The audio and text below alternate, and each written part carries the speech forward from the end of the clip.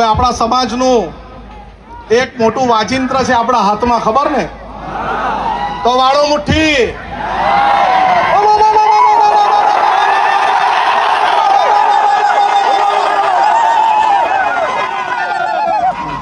આપણે આદિવાસી સમાજ એટલે એક એવો સમાજ આ દુનિયામાં છે એ કોઈના બાપથી ડરતો બી નથી અને જીતતો બી નથી. એ આ ચેતરભાઈએ સાબિત કરી દીધું છે. આ ચોર, લુચ્ચા, બેરા, મૂંગા, ભાજપિયા એને કહી દે ચેતર વસાવા એકલો નથી, આ કરોડો આદિવાસી એની સાથે છે.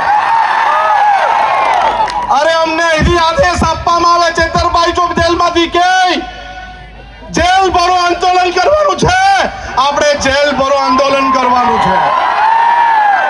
અરે ગુજરાતમાં એવી કોઈ જેલ નહીં મળે જે 1 કરોડ આદિવાસીને જેલમાં મૂકી શકે. અને આ મારે પોલીસને કહેવાનું છે, આદિવાસી સમાજને બાજી મૂડિયા ગણવાનું બંધ કર. આ આદિવાસી સમાજ આ દુનિયાનો વાઘ છે અને વાઘ રહેશે. હવે પછી છે ને લાફાવાળી કરવાની જરૂર નથી. અરે ભગાવો વાળું કરવાનું શરૂઆત કરવાની છે. મારા ગામમાં ભાજપીઓ નહીં જ ચાલો ભગો. અરે જંગલ ખાતાવાળાને બહુ તુમાખી આવી ગયેલી હોય ને, અમારા વિસ્તારમાં પ્લાન્ટેશન નથી કરવા દેતા, આવીને બતાવજો અમારા વિસ્તારમાં. અરે આ આદિવાસી સમાજ એક દિવસ ડેરીમાં દૂધ ભરવાનું બંધ કરે ને તો આ બધા ભાજપીઓને ચા પીવાની બી નહીં મળે.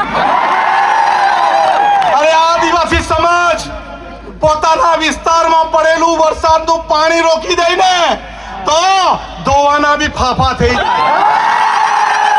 આપણે એક રહેવાનું છે. પાર્ટી પક્ષમાં જ્ઞાતિના ફાટામાં ફટવાનું નથી, બટવાનું નથી, વેચાવાનું નથી. આપણે બોર્ડર લેસ બનવાનું છે.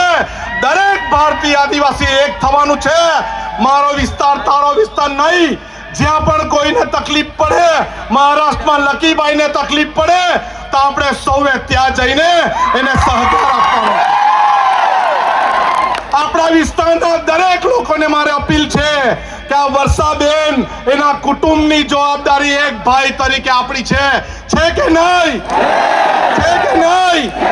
અને પોલીસવાળા, અહીંના પોલીસવાળાને બી કહેવા માંગુ છું, તમારામાં તાકાત હોય ને આવનારા દિવસોમાં જેલ ભરો આંદોલન કરવાના, ત્યારે અમને અટકાવજો.